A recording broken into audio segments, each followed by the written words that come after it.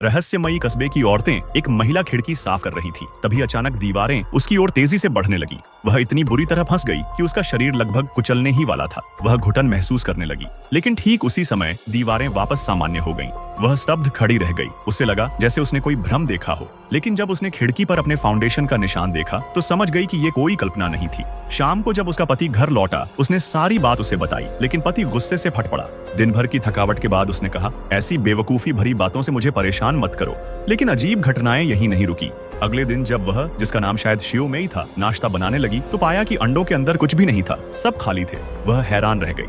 जब से वो अपने पति के साथ इस कस्बे में आई थी, तब से उसे अपने बीते जीवन की कोई याद नहीं थी, लेकिन फिर भी उनका जीवन बहुत आरामदायक और सुकून भरा चल रहा था। कस्बे की सारी महिलाएं हर सुबह अपने पतियों को विदा करके योग, डांस, स्विमिंग जैसी गतिविधियों में व्यस्त हो जाती। सब कुछ जैसे एक परफेक्ट ड्रीम की तरह। लेकिन अब अजीब घटनाएं लगातार हो रही थी।